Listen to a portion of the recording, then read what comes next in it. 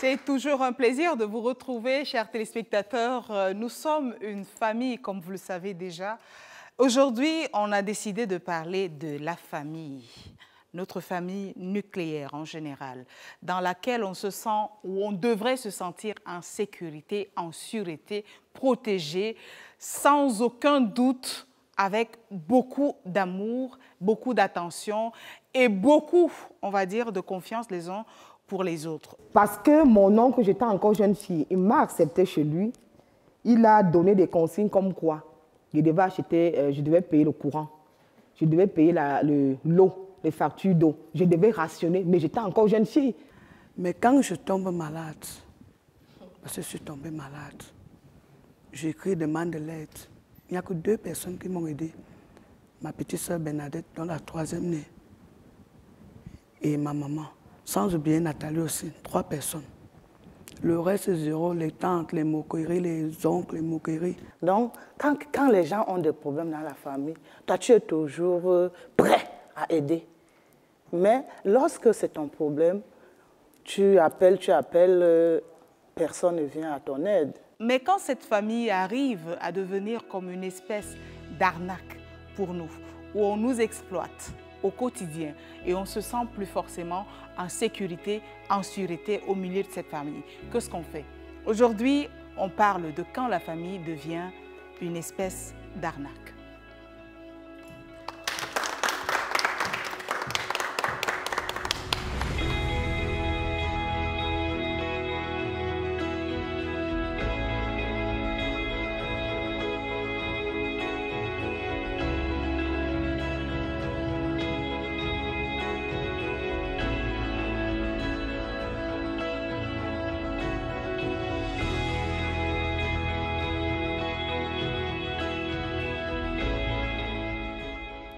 Bonsoir et bienvenue à cette autre édition de votre programme « Et si on en parlait ?» Et si on parlait aujourd'hui du sentiment que l'on peut avoir au sein de sa famille, le sentiment qui voudrait qu'on ait l'impression de devenir une espèce de vache à lait, une espèce de personne qu'on exploite au quotidien. Cette famille qui devient comme une arnaque, comme notre tortionnaire ou quelqu'un qui nous arnaque au quotidien, qui nous trompe et qui nous exploite.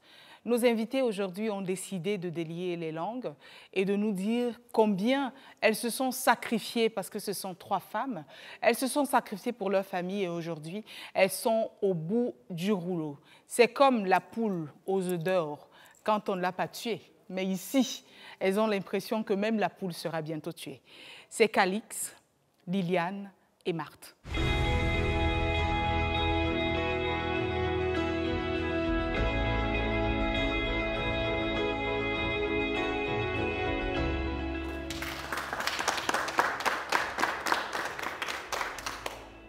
C'est avec beaucoup de plaisir que nous recevons ces 3 charmantes dames qui se font appeler la poule ou les poules aux œufs d'or.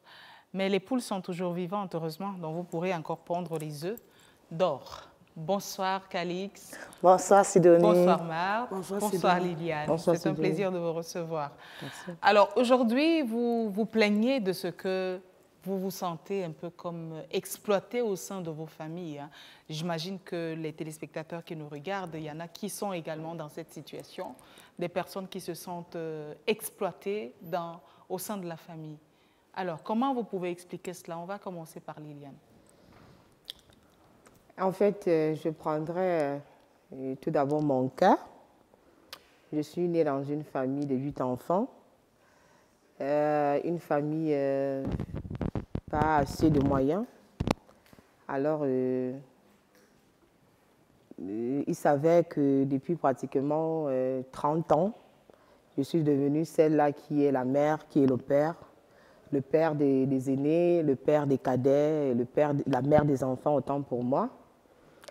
Et je le dis pourquoi? Parce que j'ai eu la vie étant très jeune. Alors, je vais dire les moyens, financièrement, j'étais bien. Et je me suis dit, comme ma famille traverse des moments difficiles, il est de mon devoir de les aider, par amour. Mais cela est devenu comme une arnaque. Ça veut dire que je te rends des services, je m'occupe de toi. Dès lors que tu grandis, tu deviens... le manque de respect s'installe. Quand il y a des cas de maladie, on sait que c'est moi. Quand il y a des cas de décès, on sait que c'est moi. Si j'ai ma maison, par exemple, je loue un appartement, je me retrouve à nourrir 10 personnes chez moi. Mais dès lors que tu veux lever la tête pour parler, ça devient un problème. Alors, moi, je suis habituée parce qu'on me dit non, c'est le Seigneur qui t'a choisi. Qui a dit? D'abord ma mère. Ma mère dit que c'est un don, c'est le Seigneur qui t'a choisi. Pourquoi? Parce que tu as un cœur d'amour. Il ne faut pas regarder ce que les autres font. C'est Dieu qui va te bénir. C'est Dieu qui va te bénir. Mais au jour d'aujourd'hui, je me sens un peu trahie. Je me sens trahie, pourquoi? Parce que lorsque moi, je suis dans le besoin, je ne vois personne. Et pire encore, j'ai eu une situation, je suis tombée malade pendant pratiquement 2 ans, mais ces gens-là n'étaient pas là. Voilà. Ouais, ces gens-là n'étaient pas là. Ce n'est pas forcément l'argent que je voulais, mais je voulais que les gens, je voulais être entourée de l'amour familial. Mais ces gens-là, ils vont te dire, ils n'en ont pas. Mais au jour d'aujourd'hui, ils ont des femmes, ils ont des enfants, ils nourrissent les membres de leur famille, mais ils n'en ont pas quand ça arrive à mon tour. Et je suis triste. Et parfois même, je peux même dire que je me rebelle un peu. Au point où j'ai dit à ma mère que si vous m'avez sacrifié dans votre village, à partir de cette année, je refuse. Donc je prends la décision dorénavant de m'occuper de mes 2 enfants. Je m'occupe de mes 2 enfants, j'essaye un peu de m'occuper de moi parce que je ne peux pas passer plus de 30 ans à m'occuper des autres. Donc, c'est à peu près ça. Et une situation encore, c'est que quand tu n'es pas là, si tu es hors du pays, tu prends de l'argent, tu fais confiance à quelqu'un, il te fait comprendre que non, j'ai trouvé un terrain quelque part. Et lorsque tu envoies de l'argent, c'est la petite sœur à ma mère, j'ai envoyé des sous pour qu'elle m'achète le terrain. Quand je suis arrivée au Cameroun, il n'y avait ni argent, il n'y avait ni terrain.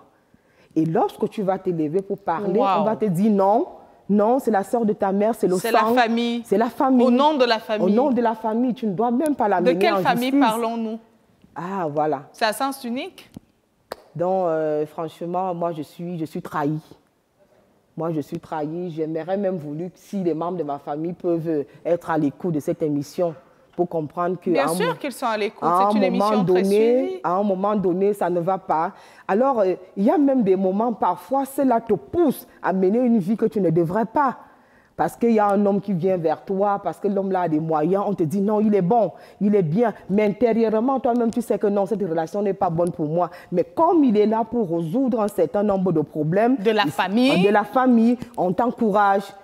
Et quand ça se gâte, personne n'est plus là, c'est le chantage. Ah, mais dis donc, qu'est-ce qu'elle a fait de sa vie? Elle a fini de manger, elle a fini de faire ci, mais il ne pense plus au bien que tu as eu à faire. Ouais. Alors, on se pose la question, est-ce vraiment la famille? Parce que dans la famille, on a besoin d'être épaulé, on a besoin de se sentir aimé, mais pas forcément de passer le temps à donner, à ne pas recevoir. Aujourd'hui, on a l'impression que dans la famille, on compte plus quand on a les moyens de donner et d'apporter du soutien à nos proches. C'est ça, Marthe? C'est vrai. Vous, pourquoi vous vous sentez comme exploité par votre famille? Dites-moi. Tout d'abord, je veux d'abord apprécier les aînés, parce que moi, je suis aînée de mon père et de ma maman. Je ne veux pas trop parler. Quand je suis entrée dans le monde de la musique, les gens se moquaient de moi. Oh, elle danse dans les bars, d'autres vont dire, oh, elle danse nu, alors que c'est vrai.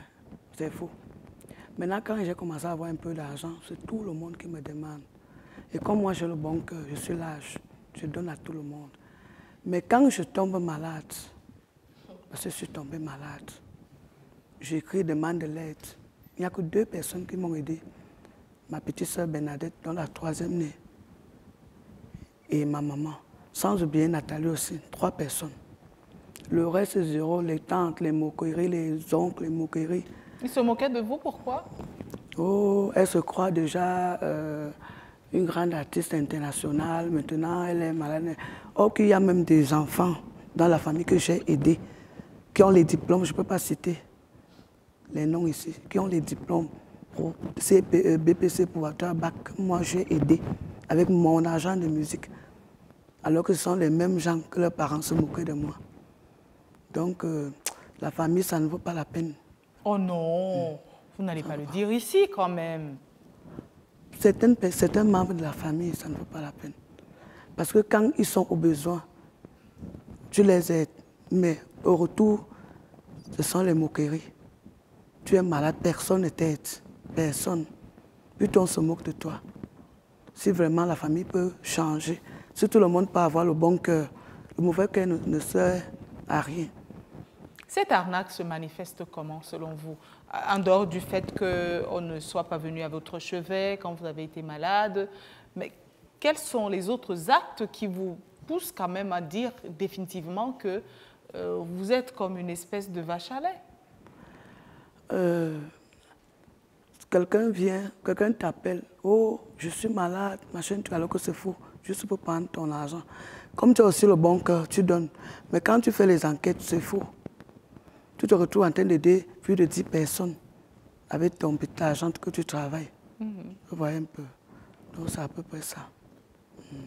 Alors, Calix, on vous extorque également de l'argent en famille. Vous avez aussi donné de l'argent pour qu'on achète les terrains on n'a pas acheté? Non, ce n'est pas mon cas.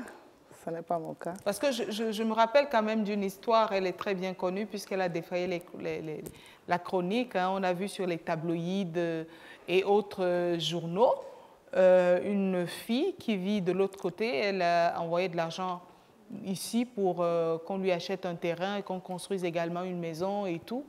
Elle a passé le temps à envoyer des millions. Rien n'a été fait. Et quand elle est arrivée, elle a embarqué sa mère et ses oncles et toute la famille. Voilà, elle les a amenés à la gendarmerie pour que chacun réponde de ses actes. Est-ce que c'est votre cas? Ce n'est pas mon cas, Sidonie. Et vous, comment la famille vous arnaque alors? Bon, en général, ici chez nous au Cameroun, une fois que tu commences à te débrouiller, oui, dans la famille, tout repose sur ta tête. Tous les petits problèmes, quand il y a un problème, on t'appelle, il y a telle chose, il faut donner l'argent, il y a tel besoin, ainsi de suite. Oui. Et on a l'impression que dans certaines familles, il y a vraiment des personnes sacrifiées. Oui. C'est-à-dire que vous faites tout pour tout le monde et on a l'impression que personne ne fait rien pour vous. En fait, on attend beaucoup de vous et personne n'est prêt réellement à être là quand vous avez besoin. Justement, c'est donc ça. C'est ça, le sentiment? Oui. Donc, quand les gens ont des problèmes dans la famille, toi, tu es toujours prêt à aider. Mais lorsque c'est ton problème, tu appelles, personne ne vient à ton aide. Mais peut-être parce qu'on se dit que tu as les moyens de résoudre tes problèmes aussi. C'est pas ça? C'est pas parce qu'on a les moyens qu'on ne peut pas aussi solliciter l'aide de quelqu'un d'autre. Ça, c'est vrai. Ah oui, c'est mutuel, ça devrait être... On devrait s'aider mutuellement. Oui, on devrait s'aider mutuellement dans la famille. Lorsque tu as un problème, je viens. Si je peux te donner un 10 francs, ça va t'aider. Et quand c'est mon cas, tu viens aussi. Oui. Donc, on devrait s'aider mutuellement dans une famille. Mais ce n'est pas le cas. Ce n'est pas le cas. Ce n'est toujours pas le cas. Est-ce que ce n'est pas finalement l'éducation africaine qui est aussi comme ça des fois? Et surtout les filles, parce que ça ne m'étonne pas de voir les filles sur ce plateau, ou les femmes sur ce plateau, se plaignant de ce qu'elles se sentent exploitées. En Afrique, en général, les femmes sont quand même comme des espèces de biens, parce qu'il n'y a qu'à voir au niveau de la dot, où on attend qu'on vienne donner de la nourriture à la famille, parce que vous allez partir en mariage. Est-ce que ce n'est pas cet esprit, peut-être avec le docteur Ngono Pangras, notre psychologue, on va peut-être mieux comprendre pourquoi aujourd'hui les femmes ont tendance à se révolter davantage et à dénoncer en disant « je me sens exploitée chez moi ». Est-ce que ce n'est pas aussi une question culturelle? Est-ce que ce n'est pas une question d'éducation? Je dirais que c'est une question d'éducation. Depuis la tendre enfance, on apprend à la petite fille à s'occuper de ses frères, de ses sœurs. À servir. À servir. C'est ça. Ah oui, à servir. Puisque peut-être si vous êtes dans la maison à 5, parmi ces 5, il il y a peut-être 3 garçons, 2 filles. On va seulement... La maman passe son temps à dire aux filles, ce sont vos enfants. Et le garçon grandit avec cet esprit d'égoïsme, beaucoup plus. Oui. Parce que oui, les garçons sont beaucoup plus égoïstes. Parce que lorsqu'ils grandissent, ils prennent leurs épouses, là ça devient leur propriété. Et ils ne regardent plus, beaucoup plus la famille. D'accord. Bon, on va aller dans le public, peut-être là-bas aussi. On a des personnes qui se sentent exploitées dans leur famille. Bonsoir, merci beaucoup de participer. Oui, bonsoir Sidonie. Bonsoir à tous. La jeune fille chez les Betty, plus particulièrement dans la Léquier, on l'appelle Ngongon. Les Ngongon, c'est une femme, une jeune fille qui est née quelque part et qui sert de courroie dans les familles, qui est là pour résoudre certains problèmes, qui est là quand ça ne va pas avec, entre son frère et sa femme. Là, c'est l'explication que vous voulez donner. Est-ce que vous vous êtes déjà senti exploité en famille? Effectivement, j'en arrive là. Ce sont ces Ngongon qui sont toujours sacrifiés. Ça veut dire, quand un parent accouche son enfant, sa fille, ça veut dire qu'elle doit résoudre les problèmes de toute la famille. C'est elle qui est la sacrifiée. Ça veut dire quoi? Quand son frère a un problème, on dit appelez votre soeur. Le frère vient, quand bien il vient t'extorquer de l'argent, dès que toi, la fille, tu veux essayer de te plaindre, on dit non, non, non, non, non, non. Et tu veux qu'il aille faire ça à qui?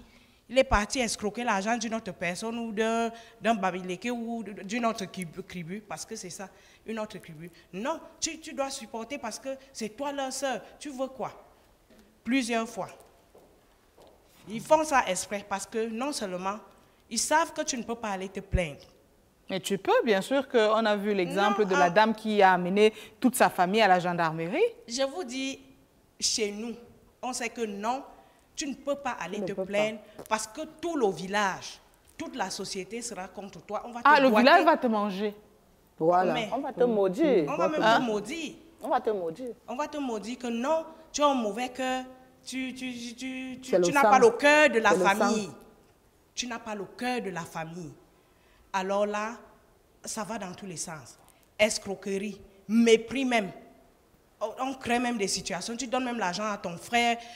S'il te plaît, va me défricher un lopin de terre. Il prend cet argent, il fait de ça ce qu'il veut. Et quand tu vas vers le parent, on te dit, non, non, non, tu es anti-famille. Anti-famille, comment?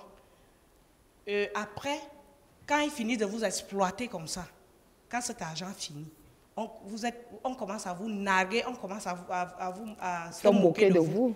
On oublie tout le bien que vous avez fait. Il faut une seule fois dans la vie, quand tu refuses, mais quand tu donnes, c'est bon. Mais le jour que tu te dis non, mais c'est comment? J'ai aussi mes enfants, j'ai mon époux, on te considère comme une sorcière et autres. Vraiment, pire même encore, Sidonie, il y a ce fait que les parents sont complices de certains de nos frères et sœurs qui ne veulent rien faire. Exact. Parce que quand vous vous battez, on se dit que je ne sais pas. Parce que nous sommes tous nés d'un même père, d'un même géniteur. Ça veut dire que nous avons pris de son sang. Notre parent nous a appris à nous battre. Mais pendant que vous autres, vous êtes couchés en train de faire n'importe quoi, vous attendez tout, vous jouez je ne sais pas à quoi. Peut-être celle qui se bat, il faut qu'elle se sacrifie pour les autres. Je ne crois pas. Et quand vous essayez de vous révolter, vous devenez l'ennemi à abattre. Tout le monde. Et moi, je voudrais dire ceci à nos sœurs. Il faut d'abord vivre pour soi-même. Vous ne pouvez pas faire plaisir aux gens.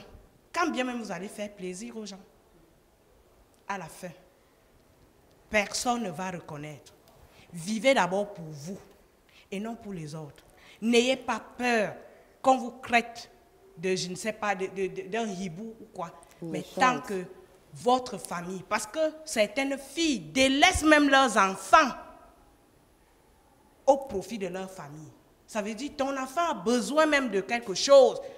Dès que ton frère se pointe, avec un projet de mariage parfois, vous devez financer le mariage, oui, vous financez sa dot, oui.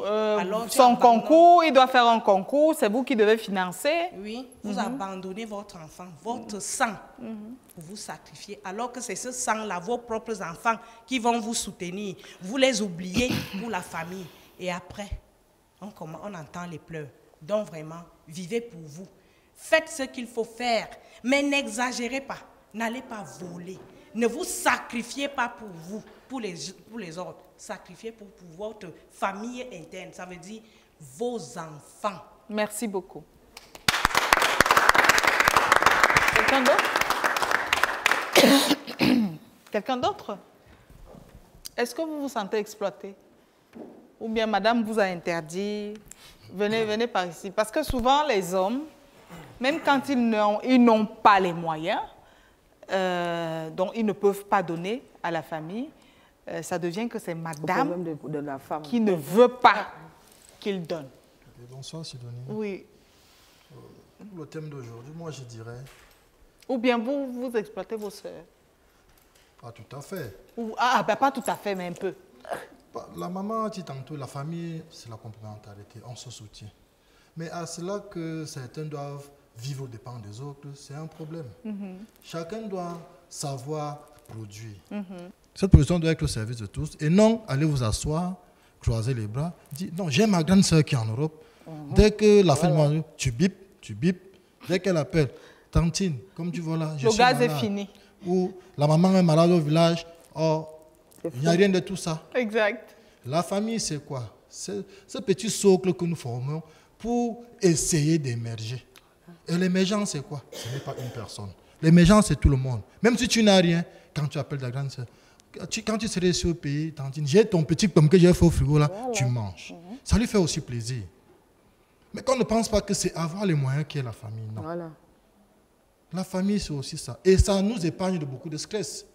Parce qu'une personne qui a toute une famille à sa charge, qui n'a le soutien de personne, qui envoie des argents pour constituer les gens, et vous en faites autre chose. Est-ce que vous avez déjà été exploité dans votre famille? Moi, j'ai subi des arnaques. À l'époque, je faisais dans le sport. Un oncle par alliance, qui est venu par le canal de mon oncle maternel, s'est proposé de me faire voyager par le canal d'un de ses amis qui l'aurait connu en prison. C'est déjà vous-même, ça dit que quelqu'un le présente, il ne le présente pas que c'est un homme qu'il connaît en prison. Parce que le plan est bien ficelé. C'est quand le forfait est posé, vous essayez de faire une petite enquête, vous vous rendez compte, c'est un refus de justice. Vous ne pouvez plus rien faire. Il a pris les millions, il s'en est allé. Il a pris mon passeport, il est parti. Ma femme, maman a dépensé, c'était 8 millions, c'est combien? Qu'elle pouvait faire autre chose qui pourrait aider la famille. Voilà que aujourd'hui, les millions ne sont pas là. Le voyage n'a jamais été là. Le passeport non plus. Et ma situation de voyage même, c'était le rêve. Bon, s'il faut mettre tout ça... Ils vous vendaient l'illusion, en fait. C'est les vendeurs d'illusions.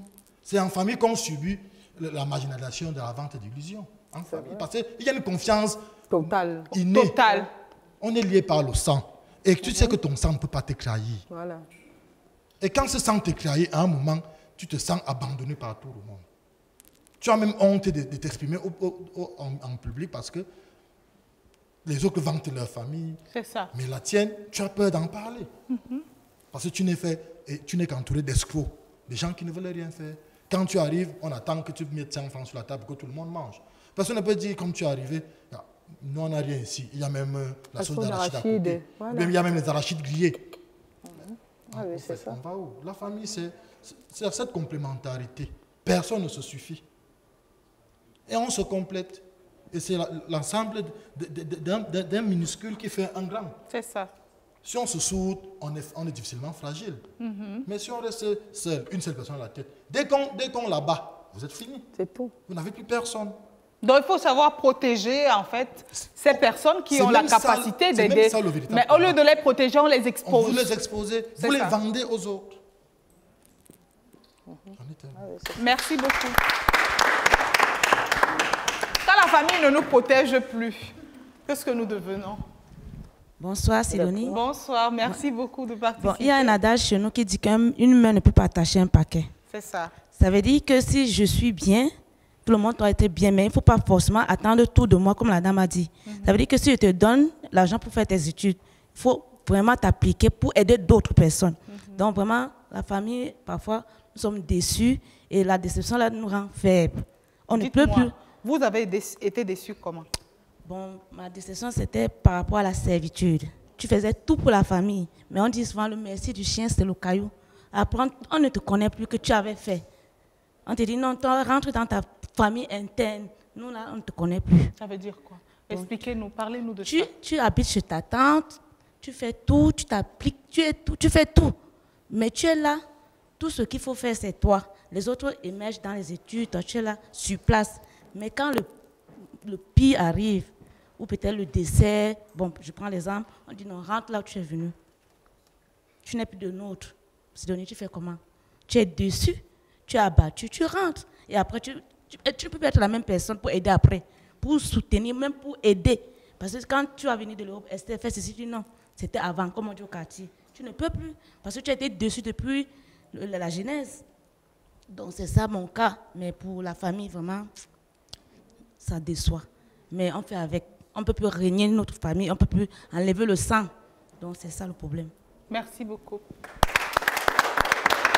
Denise.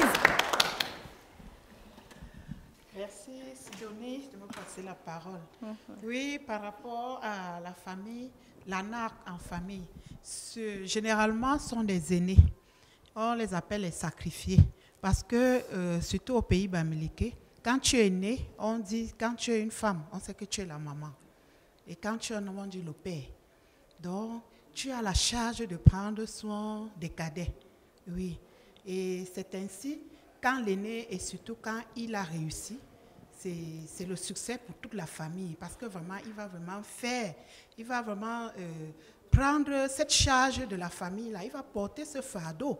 Mais en retour, il ne va pas recevoir vraiment le soutien à son tour. S'il a une faille, on ne pourra pas le regarder. Donc, les aînés des familles sont toujours traités comme, je ne sais pas. Pas forcément les aînés. Pas forcément. Ceux qui ont réussi. Exact. Oui, ceux qui ont réussi. Ceux qui ont réussi. Oui. Quand je dis aîné trop même, c'est quand même tu es petit d'âge et que tu as l'argent. On t'appelle grand. Oui. On te donne le respect. Oui. C'est toi qu'on attend quand il y a les réunions de famille. C'est-à-dire tout le monde est là, mais tant que tu n'es pas arrivé, la réunion ne commence pas. C'est pas parce qu'on vous aime trop, hein. C'est parce que c'est vous qui allez résoudre les problèmes qui seront posés. Justement. C'est pour ça qu'on vous attend. C'est une arnaque. N'est-ce pas? Oui. C'est pour ça qu'on vous attend. Et moi, souvent, je dis vraiment... beaucoup de courage à nos frères et sœurs qui ont des postes de responsabilité. C'est-à-dire que quand on entend que tu es DG quelque part, ministre, ceci, c'est fini pour toi. Tout le village. Tu as un deuil, tout le monde court vers toi. Mais est-ce qu'il ne faut pas aussi savoir dire non à un moment donné? On peut aussi. Tel est mon cas en ce moment. On peut aussi. Quand on n'a pas. Même si on a, on peut dire non. Ce n'est pas facile de dire non. Ce n'est pas facile de dire non quand on a. Oui, ce n'est pas facile. Ce n'est pas facile. Quand on est habitué à donner. C'est parce qu'on n'a vraiment pas. Mais quand on a, tu dis même, je vais voir, je vais voir. Tu te mets en confiance. Donc, ce n'est pas facile. Merci beaucoup. Quelqu'un d'autre? Peut-être après. Oui. Liliane, vous dites que c'est votre cas maintenant, même si vous avez, vous ne Non. plus. Moi, j'ai changé. J'ai pris la décision de changer un certain nombre de choses. Pourquoi? Qu'est-ce qui vous a amené à changer? Je suis devenue amère par rapport au comportement des autres. En fait, on ne peut pas dire que parce que tu es l'aîné, que tu dois porter la charge. Moi, je ne suis pas l'aîné. Je suis troisième enfant de mes parents. Lorsqu'il y a un deuil au village, mes deux sœurs se mettent derrière moi. Elles fuient la sorcellerie. Elles ne peuvent pas aller au village, mais comme je suis celle-là qu'on a sacrifiée, on va te dire non, c'est toi qui connais, c'est toi qui connais ces choses-là. Pourtant, elles ont leur vie. Et oui, elles élèvent bien leurs enfants, elles ont même des moyens. Mais moi, je ne suis pas d'accord qu'on dise que parce que tu es l'aîné, moi, je le fais par amour, parce que j'ai vu ma grand-mère le faire. Parce que j'ai été élevée par ma grand-mère. Et c'est comme ça qu'elle était. Et je me suis dit, ah, vaudrait mieux de faire aussi comme elle. Mais ça devient comme si c'est de l'exploitation en fait. Et moi, je voudrais attirer l'attention des parents. Les filles ne sont pas à vendre. Exact. Il y a des moments, les parents décident de te donner un homme, un mari, parce qu'il a un peu. Tout simplement, pourquoi? Parce qu'on va venir te déverser des cadeaux. Des gens chez toi pour les nourrir. Quand tu sois à l'aise, heureuse dans le foyer, ce n'est plus leur problème. Ça doit changer. Ça doit changer. On doit mettre fin à ça. Il faudrait que les mères comprennent que ce soit l'homme, que ce soit la femme, nous sommes tous des êtres humains. Voilà. Voilà. Je ne peux pas m'occuper de mes frères à l'âge de 40 ans. Je ne peux pas m'occuper de leurs enfants chez moi. Mais dès que tu lèves la tête, mais la première personne à te dire stop, c'est ta mère. Il va te dire non, tu sais que toi et moi, non, prie Dieu. Non, prie Dieu. Est-ce qu'il ne prie pas Dieu? On prie Dieu pourquoi? Ah, mais non, tu as un cœur, tu vas à l'église, mais les autres là, non. Tu sais, ils sont comme ça. Frère, c'est Dieu qui t'a envoyé. C'est Dieu qui t'a envoyé sur terre pour le faire. Donc les parents sont complices alors? Oui, les parents sont complices. Les parents sont complices. À un moment donné, ça ne donne plus. Est-ce que ça ne déstabilise pas aussi parfois les couples? Parce que quand votre partenaire se rend compte que vous êtes la vache à lait, est-ce que vous n'avez pas perdu les relations? Moi, j'ai perdu des relations. J'ai perdu des relations. Pourquoi? Parce que dans ma maison, j'avais au moins 12 bouches. Et je n'avais que 2 enfants. J'avais ma petite sœur, j'avais ses enfants, j'avais les enfants de mon frère décédé. Mais lorsque j'ai rencontré un homme qui devait m'épouser, il a regardé chaque matin, 3h, 4h, on parlait du même sujet. Et qu'est-ce que moi je disais? Non, je ne peux pas, c'est ma famille, vraiment, tu vois, et tout, et tout. À un moment même, je me rappelle, ma mère avait suivi la conversation. Elle est venue me dire, non, il ne faut pas accepter ça. Hein? N'est-ce pas? Il nous a trouvés ici, il nous a trouvés ici. Mais finalement, cet homme allait se marier avec une autre. Mais qui va te comprendre ça? Mais c'est toi qui perds. C'est toi qui perds. Tout simplement pourquoi tu dois les élever, tu dois faire ci, tu dois... Et même si je meurs maintenant, ils vont vivre. C'est clair, ils vont vivre. Qu'est-ce que vous croyez? Qu'est-ce que vous croyez? Ils vont continuer à vivre. Ils vont continuer. Et le monde ne va jamais s'arrêter. Ça va pas s'arrêter. Ils vont continuer à vivre. C'est clair. Ah oui, donc moi, je ne suis plus d'accord que non, parce que c'est le sang. Maintenant, je te donne de mon argent. Si tu ne fais pas ce que j'ai demandé, on se retrouve à la police. Ah bon? Oui, je ne regarde plus des histoires que c'est le sang. Parce qu'à cause de ce sang-là, j'ai perdu beaucoup de choses. Il est temps que ça change.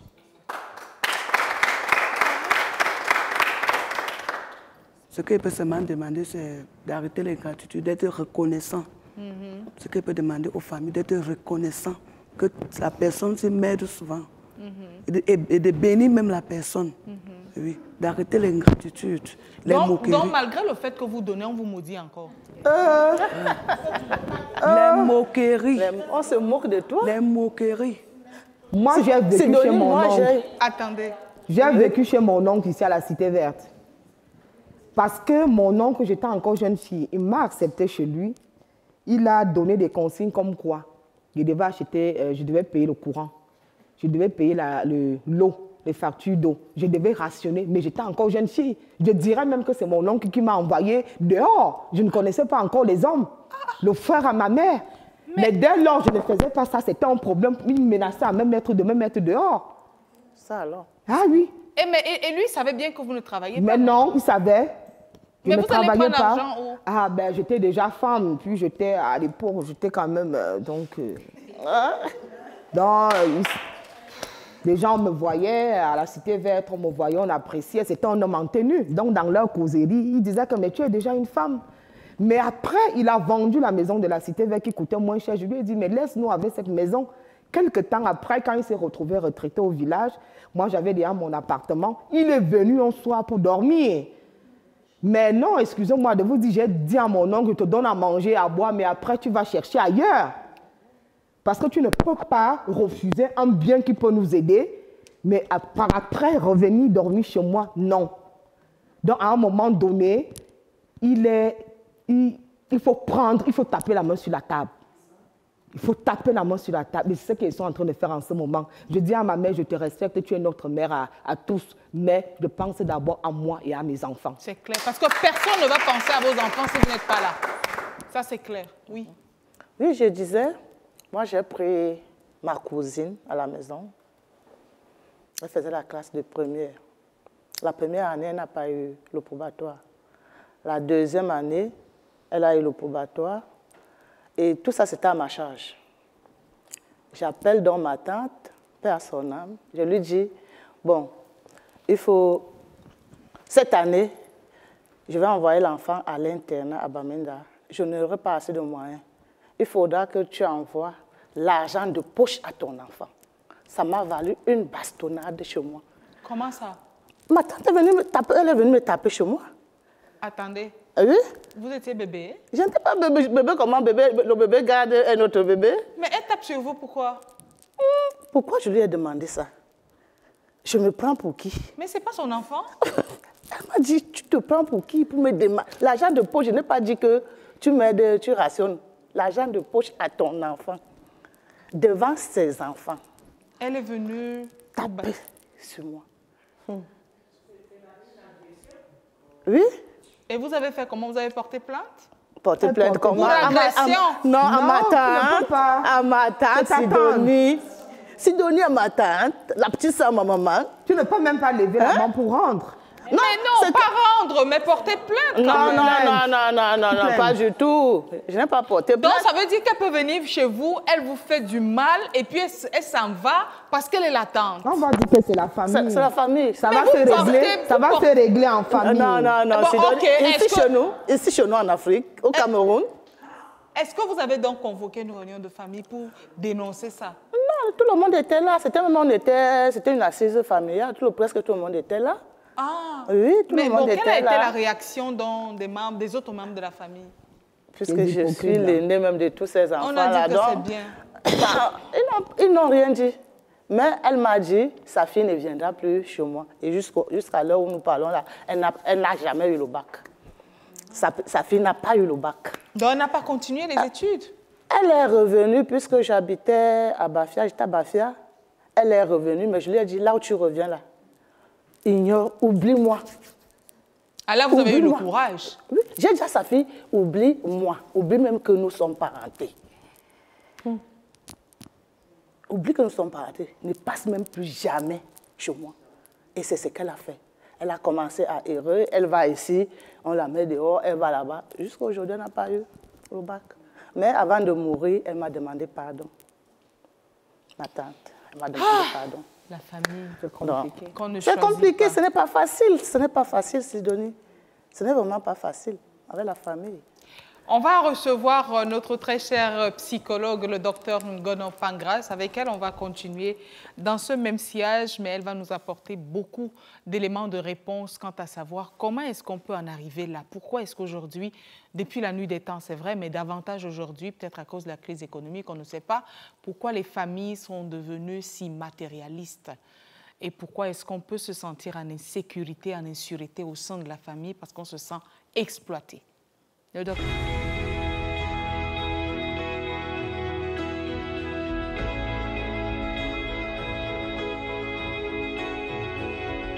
C'est avec beaucoup de plaisir que nous recevons sur ce plateau notre très cher psychologue, le docteur Ngono Pangras. Bonsoir, vous étiez déjà en régie. Aujourd'hui, on parle de ce sentiment d'exploitation qu'on peut avoir aujourd'hui au sein de la famille parce qu'on est comme une espèce de vache à lait. Et on se sent escroqué, on se sent arnaqué. Comment est-ce qu'on peut en arriver là? Merci Sidonie. Encore histoire de famille. Comment on arrive là? Comment est-ce que les enfants d'une même mère, parmi eux, ils peuvent avoir ceux qui se sentent comme surexploités? D'abord, la famille, c'est quoi? C'est quand même un cadre qui donne de la sécurité à ses membres. Et si dans un moment, un enfant d'une famille se sent non pas considéré, mais surexploité et donc sous-investi par ses parents, ça veut dire qu'il y a un problème. C'est qui cet enfant? C'est un enfant sûrement que vous n'avez pas voulu avoir. Oui, et donc vous avez décidé que celui-ci, on le sacrifie. On ne peut pas dire c'est parce que c'est un aîné qu'il sera obligé de s'occuper de tout le monde alors qu'il n'a même pas l'ensemble des moyens, pas seulement financiers, les moyens même psychologiques, les moyens environnementaux pour pouvoir gérer la famille. Mais cet enfant qui est entre guillemets arnaqué, est-ce qu'il n'a pas une famille? Est-ce qu'il n'a pas un objectif de vie?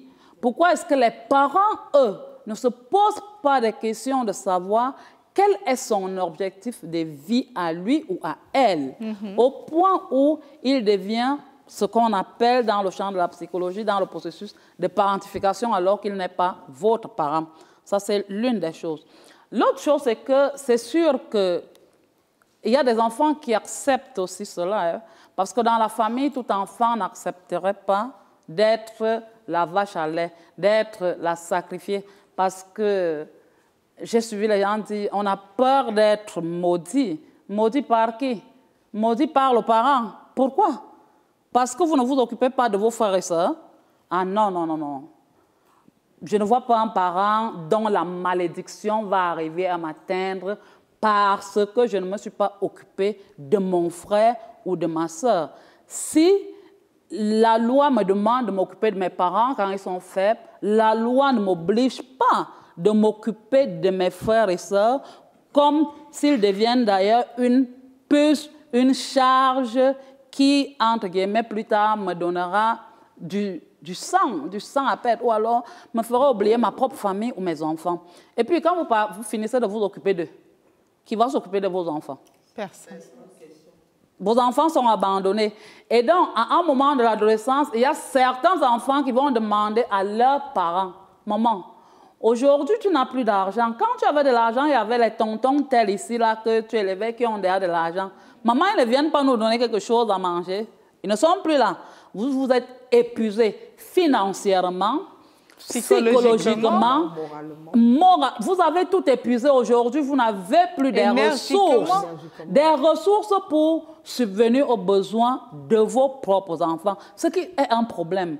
Et à la fin, vous êtes obligé de déprimer, de tomber malade, de vous retrouver à gauche, à droite, et vous êtes abandonné à vous-même. Le pire, c'est qu'en Afrique, quand vous êtes à ce niveau, vous savez ce qui se passe? Ah, on se moque de vous. Parce que justement, vous avez fait semblant de vous occuper des autres en marginalisant vous-même. Sidonie, on ne peut pas aimer l'autre plus que soi-même. C'est faux. Sinon, il y a un problème.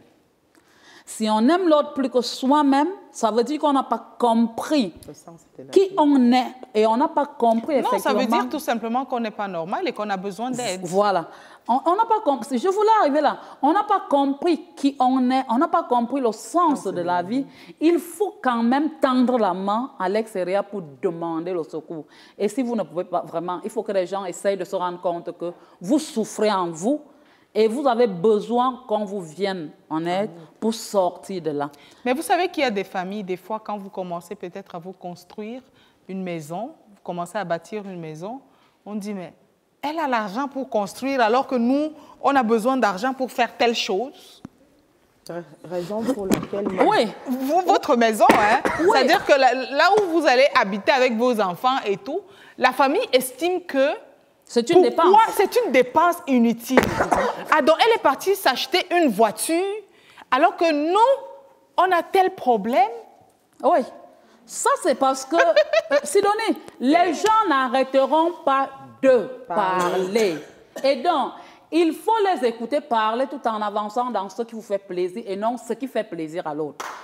Donc, le problème, c'est ça. Si on est en famille pour faire plaisir à l'autre, c'est-à-dire je fais plaisir à ma mère, je m'occupe d'eux. Mes frères et soeurs, je m'occupe d'eux. Sans me faire plaisir à moi-même, il y a un problème. Et puis, c'est la compassion ou bien l'empathie. Il faut que les familles construisent l'empathie et non la compassion. Mon frère souffre, pas parce qu'il a manqué de ressources, mais parce qu'il sait que sa sœur est là et sa sœur va continuer de d'héberger ses enfants, de soigner ses enfants. C'est un handicap. Et là, c'est pour cela que je commençais par dire les familles. Il se sent plus sage puisque son argent, il l'utilise pour faire ces choses pendant que vous vous occupez de ses enfants. C'est la famille qui est à l'origine de ça, c'est-à-dire c'est les mères. La mère qui va te dire occupe-toi de lui, occupe-toi de lui, occupe-toi de lui. Non, Tu ne peux pas passer le temps à t'occuper de lui alors qu'il est en train de s'investir et toi, à la fin, tu n'as pas d'abri. Il ne pourra pas t'accueillir chez toi. Pas du tout. Chez lui. Il ne pourra pas. Parce qu'il ne va même pas sûrement... Être même reconnaissant. Je ne veux pas utiliser le mot reconnaissant parce qu'il faut éviter de faire des choses en famille pour chercher la reconnaissance. Hein. Ce n'est pas celui que vous l'aurez. Jamais. Il ne va pas penser à ce qu'un jour, tu t'es sacrifié un peu pour lui. Il faut faire ce qui est bien parce que je trouve que c'est bien. Pas faire ce qui est bien parce qu'on attend la reconnaissance. Une reconnaissance. Donc, il faut à un moment que le sujet se prenne en charge lui-même et prenne conscience que je vis d'abord pour moi-même. Je vis pour faire plaisir à ceux que j'ai conçus comme famille. Vous avez suivi les intervenants, dit, j'ai raté le mariage, j'ai fait ceci. Mais je suis sûre que les autres, ils se sont mariés. Bien sûr. Ils se sont mariés. Vos frères et sœurs sont mariés. Oui. Vos cousins et autres sont mariés. Alors qu'elle s'est sacrifiée pour eux. Non, il faut un moment que chacun se sente. Vous aussi, vous avez raté le mariage à cause de ça? Non, non, pas le mariage. Vous n'avez pas raté le mariage? Il faut que les gens se sentent bien. Il faut qu'on replonge dans l'éducation. C'est les parents qui sont à l'origine de cela. Et il faut que les parents sachent qu'un enfant n'est pas esclave de l'autre. Vous allez observer même dans nos familles, tel travail, tel travail, tel travail. Dès qu'on se rend compte que le cœur de Sidonie est apte à, alors on se rapproche d'elle et tous les problèmes sont posés à Sidonie parce qu'il y a des enfants qui savent dire non. Il faut savoir dire non quelquefois. Et même lorsqu'on se retrouve en multiple dans la famille, il ne faut pas avoir dire aux parents que non, vous êtes en train d'escroquer tel, laissez-le aussi grandir. C'est ça. Il faut qu'il grandisse. Donc, il y a comme une rééducation de nous-mêmes, mais surtout de ceux qui sont autour de nous, qui sont nos parents, qui sont nos frères et sœurs, et qui doivent aider les autres à se construire et à se reconstruire. Et ces femmes-là, alors, qui sont souvent obligées d'accueillir toute une belle famille chez elles, alors qu'elles sont venues en mariage. Parce qu'il n'y a pas que les femmes qui s'occupent de leur famille, il y a aussi les hommes qui s'occupent de leur famille et parfois ça déstabilise même le couple.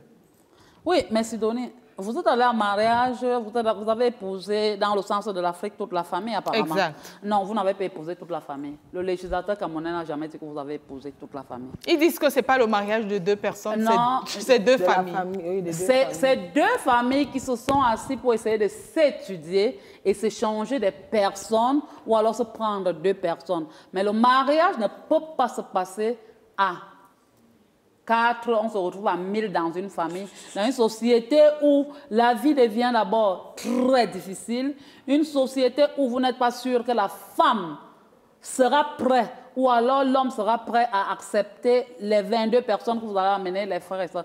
Non, Sidonie. Les nièces, les neveux, les cousines. On n'est pas obligé d'accepter la belle famille chez soi. C'est même ça, je dirais. Il faut ça. C'est même...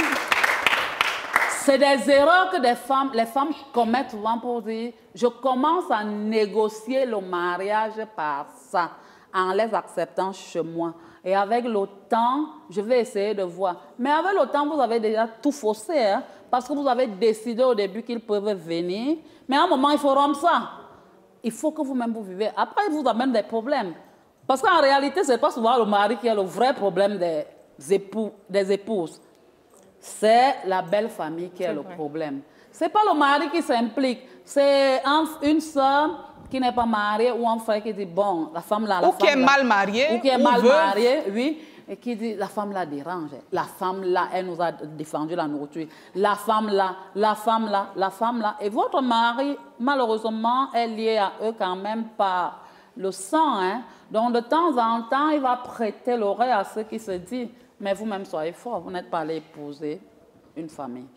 Vous n'êtes pas allé épouser la belle-sœur. J'aime bien un vieux maire des Foulanes qui dit souvent, mais le jour où la belle-mère ne vous salue pas, où est le problème? Il n'y a aucun problème à ça. Je ne sais pas pourquoi les femmes ont des migraines par rapport à ça. Le jour où la belle-sœur ne vous salue pas, c'est la pire des choses. C'est parce que les femmes, souvent, n'ont pas vécu ce qu'on appelle chez nous en psychologie l'Édipe. L'Édipe, c'est qu'à un moment, on est enfant, on aime sa mère, mais à l'adolescence, il faut une rupture. Donc, dans tous les cas, on va de temps en temps s'opposer à sa mère. Mais si on s'oppose à sa mère qui nous a mis au monde, pourquoi si la belle-mère ne te salue pas, il y a un problème? Vous êtes la rivale de votre belle-mère. Vous êtes la rivale de votre belle-mère. Il n'y a rien à faire. Le mari a 2 épouses et c'est vous la première, vous devez jouer la bonne scène. Maintenant, il faut que la belle-mère se batte pour se rendre compte que, tiens, c'est elle la première épouse, donc elle doit penser à moi. Si vous jouez bien la scène, la femme va penser à la belle-mère.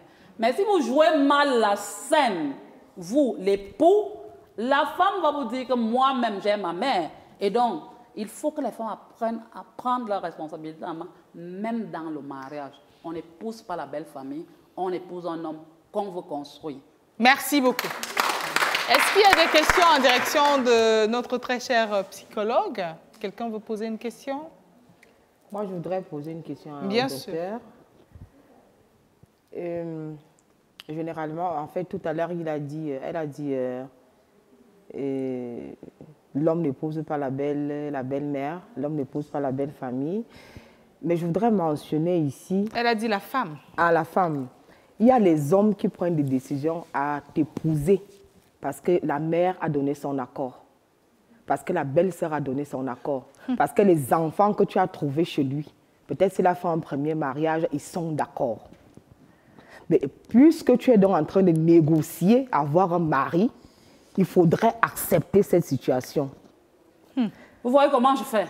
Je fais ça pour incroyable. Dire, vous ne négociez rien pas à avoir un mari. Est-ce qu'on négocie un mariage? Je dis toujours aux femmes, terrible, hein? La femme ne négocie pas le mariage.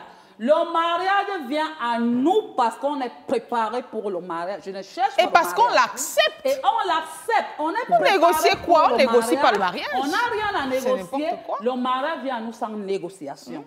Dès que vous entrez dans les concepts de je négocie le mariage, les tout autres, est faussé. Ils ressentent ça et vous serez à tout moment, ils vont vous éclabousser. Là où vous pouvez parler de négociation, c'est dans la famille recomposée où vous-même, vous allez construire quelque chose avec les enfants que vous avez trouvés. Là, oui. Mais vous ne négociez rien avec la belle-sœur, le mari, ou bien pour qu'il aille négocier avec sa mère, ainsi de suite. Mais montrez au mari que vous ne négociez pas le mariage et que le mariage viendra à vous sans négociation. On ne négocie pas le mariage. Non. Il y a un problème. Merci Il y a un problème. Pour cette belle réponse. Pourquoi j'ai posé la question? Parce que j'ai vécu une histoire pareille, où alors je devais tellement faire plaisir à ma belle-mère. Ça veut dire que quand elle arrive, il y a des petits cadeaux, je dois faire dès qu'elle crie, dès qu'elle parle, parce que dès que le monsieur arrive qui est son fils, les deux vont d'abord s'asseoir pour choup. Et un jour, elle m'a dit, si tu veux que mon fils t'épouse, tu devrais faire affaire avec moi. Avec moi. Il y a des cultures qui disent ça et qui disent ça au Cameroun. Mais je parle d'individus femmes. Non. Il faut éviter ça. Le jour où mais c'est même malsain. Oui, le jour où ils font chip. Tu dis, allez de l'avant, moi j'avance. Il n'y a rien à faire. Vous ne négociez rien avec le mari en termes de il faut que tu t'entendes avec ta sœur pour venir m'épouser. Il faut que ta mère dise oui pour venir m'épouser. Ça veut dire que le jour où vous serez mariés, la mère dit non. Ce jour-là, vous divorcez? C'est ça. Ça arrête. C'est la question que j'avais posée à ma belle-mère. Non, la femme doit être autonome. La femme doit être autonome. Il faut accélérer l'autonomisation de la femme, justement, c'est ça. Il faut qu'elle sache où elle va. Elle ne se marie pas pour la belle-mère. Et pourquoi elle va là-bas? Voilà. Et pourquoi elle va là-bas? Elle ne se marie pas pour la belle-mère. Elle se marie pour elle. Hein? Elle se marie pour aller aider en... Sidonie, c'est un vaste débat. En réalité, l'homme n'a pas de nom. Vous voyez, les épouses de ça, c'est la législation. L'homme n'a pas de nom. L'homme est un être sans nom. Et c'est donc la femme qui donne le nom. Qui donne le nom à l'homme. Elle accepte d'ailleurs de se tuer le corps pour donner le nom à l'homme qui va commencer à pérenniser. Et c'est pour cela qu'elle dit, c'est vrai, j'ai donné vie, mais ces enfants portent le nom de père. C'est pour ça que la législation dit reconnaissance d'enfants par le père. Parce que c'est la mère qui décide qui est le père de l'enfant. Voici l'homme à qui je veux donner le nom. Et quand elle va donner ce nom, c'est un gros sacrifice. Exact. Quand c'est un gros sacrifice, vous voyez ceux qui parlent de Dieu, ils disent que Jésus s'est sacrifié, tout ça, tout ça, tout ça. C'était pas facile, n'est-ce pas? Oui. Donc le mariage non plus ne sera pas facile. Belle-mère va parler, c'est pas un problème. Vous êtes venu donner le nom à quelqu'un qui n'existait pas. Il faut qu'il existe par vous, par la progéniture que vous donnez. Et c'est tout un gros sacrifice. Ça, c'est... Et donc le mariage ne vous ferait pas souffrir, le mariage ne vous ferait pas avoir des maux de tête. C'est-à-dire, un homme a dit, un jour Sidonie a dit, parce que je lui ai dit, à un moment, l'homme, ça peut avoir mal à la tête, ça peut dire, moi je vais aller me chercher ailleurs, mais il va se chercher, mais tu es là. Hein? Voilà. Parce qu'en réalité, tu es venu lui donner un nom. Il ne sait même pas ce qu'il cherche dehors. Il n'est quelque chose que parce que tu es là. C'est vrai. C'est pour cela que dans nos cultures, quand vous n'avez pas donné un nom dans certaines cultures de l'Afrique et qu'un homme s'en va, il meurt, on l'enterre avant qu'il pour dire il n'a pas prospéré, ainsi de suite. Ouais. Mais c'est à vous de venir lui donner un nom. Le nom de Madame telle, c'est que la législation dans la société patriarcale a voulu dire, bon, quand même, c'est l'époux, tel, mais c'est vous qui allez donner le nom à l'homme. Et c'est pour ça qu'une fois, une maman disait, parce que je pense qu'on a fait ce thème ici, pourquoi l'infertilité, on dit toujours que c'est la femme qui est infertile. Oui. Parce qu'en général, on se dit, si l'homme est infertile, mais la femme n'a qu'à venir avec des enfants et donner le nom de ce monsieur à ses enfants. Et puis, point barre. J'ai dit, mais non. On m'a dit, oui, c'est ça la tradition. En Afrique traditionnelle, c'était comme ça. C'est ça. Dans l'Afrique traditionnelle, un homme n'était pas déclaré stérile. C'est la femme. Et donc, dans la société et dans le village, on identifiait bien le type d'homme capable de donner, de procréer des enfants en bonne santé, intelligents. Et la famille réfléchissait et envoyait cette femme là-bas qui ne devait jamais manquer de respect à son mari. Elle partait concevoir et elle venait donner le nom. Parce qu'il fallait qu'il ait un nom.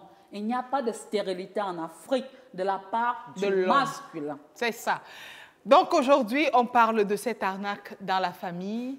Mais autour de l'arnaque, il y a beaucoup d'autres sujets qui se dégagent et on se rend quand même compte que les responsabilités sont partagées. Nous qui acceptons de nous laisser exploiter et ceux qui nous exploitent, notamment avec la complicité de nos parents. Donc, je pense que tout le monde a été interpellé ici. Nous, de savoir dire non, aux parents de savoir être réalistes et d'être justes envers les enfants. Je ne sais pas si le docteur avait un dernier conseil à donner, parce que nous sommes arrivés au terme. Nous sommes arrivés au terme, c'est très important. Je dirais simplement au sujet de l'arnaque, prenons nos responsabilités en main et évoluons ensemble. Et au sujet du mariage, je dirais aux femmes, laissez les hommes donner les noms à leurs enfants, même si vous êtes fâchés. Hein? Merci beaucoup. C'est donc sur ces mots pleins de sagesse de notre très cher docteur Ngono Pangras que nous allons nous dire à très prochainement pour une autre édition de votre programme « Et si on en parlait ?» D'ici à ce qu'on se retrouve, prions tous Dieu, mais alors qu'il bénisse très abondamment notre très cher et beau pays, le Cameroun. Au revoir et à très vite.